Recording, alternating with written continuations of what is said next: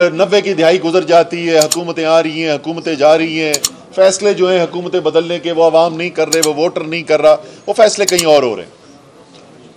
फिर उसके बाद दोबारा एक इंटरप्शन आ जाती है और उसके बाद कम से कम 2008 से ये हो रहा है कि एक जमहूरी अमल जो है वो तसलसल से चल रहा है।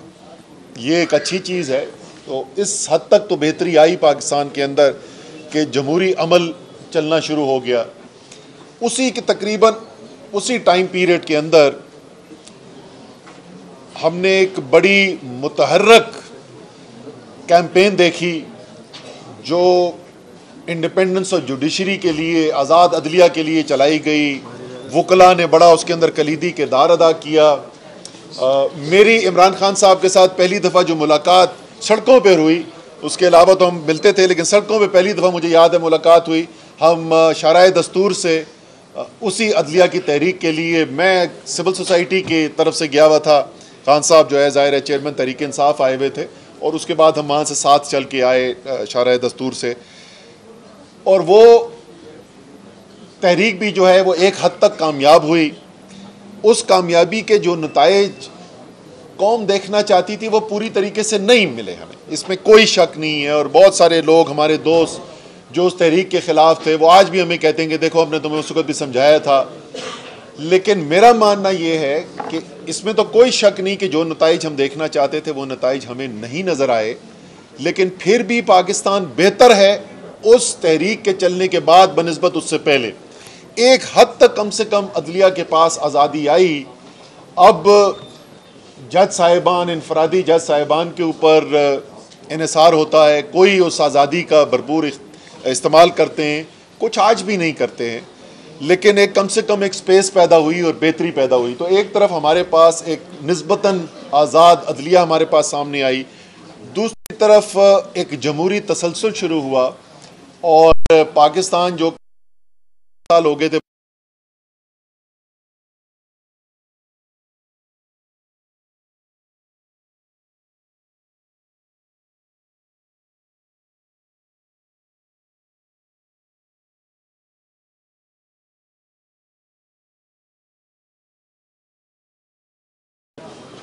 कानून की हुक्मरानी नहीं है, कानून सबके लिए बराबर नहीं है। आज भी ये सूरत हाल है कि सबसे ऊपर ताकतवर है, उसके नीचे आइन और कानून है और उसके नीचे अवाम है। तो अवाम के ऊपर तो आइन और कानून का इतलाक हो रहा है, लेकिन ताकतवर के ऊपर नहीं हो रहा। और ये जब तक सूरत हाल रहेगी तो वो पाकिस्तान जिसके लिए कायद आज़म मोहम्मद अली जिन्ना ने जद्दोजहद की, और वो पाकिस्तान जो पाकिस्तान के अवाम की ख्वाहिशात पर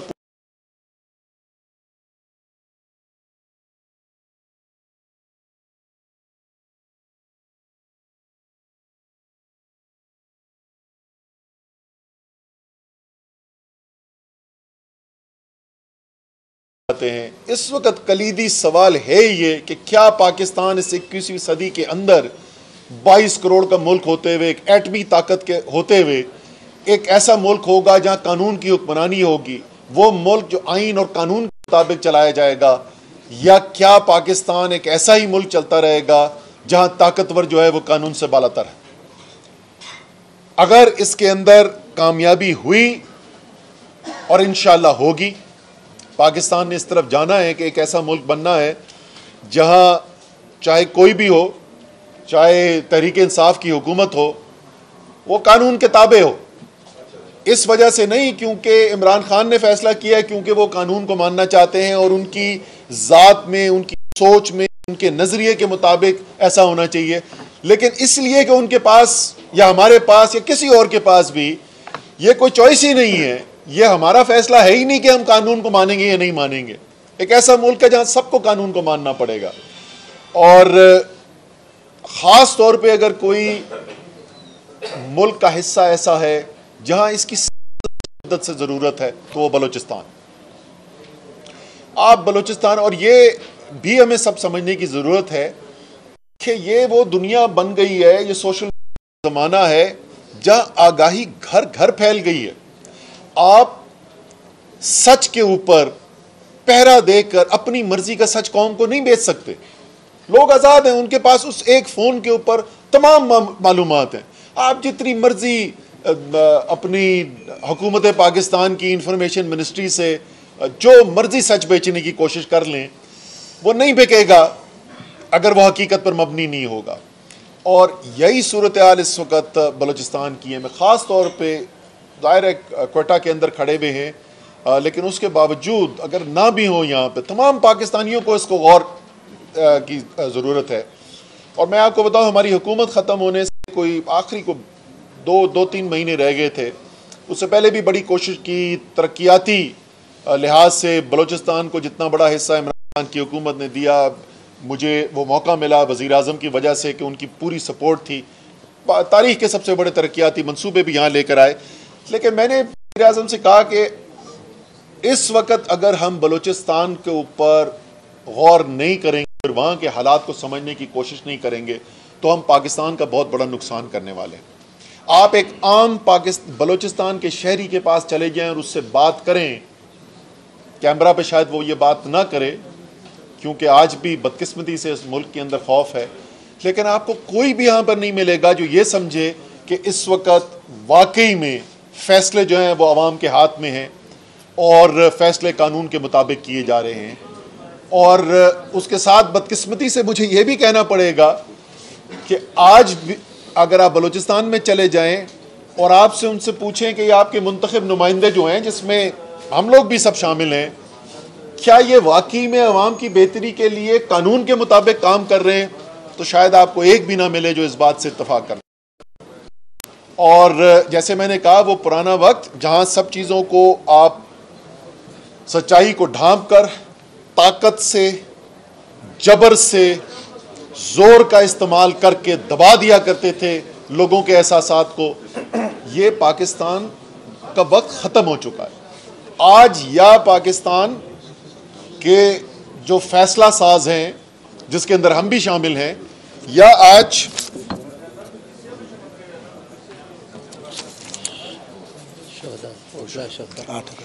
ये या हम जो हैं वो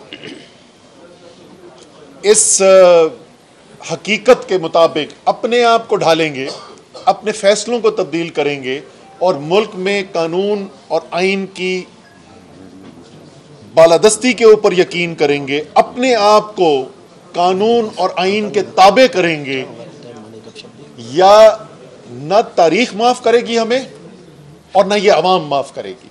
अब फैसला जो है, जो फैसला साज है, उन्होंने करना है, लेकिन वकला बरादरी का, अदलिया का इसके अंदर एक कलीदी किरदार है।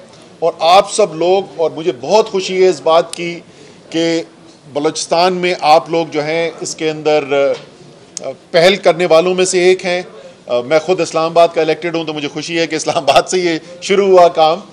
लेकिन अगला आपने जैसे बताया कि रूल ऑफ लॉ की जो कॉन्फ्रेंस है वो यहाँ पर इधर ही हाई कोर्ट बलूचिस्तान में की जाएगी।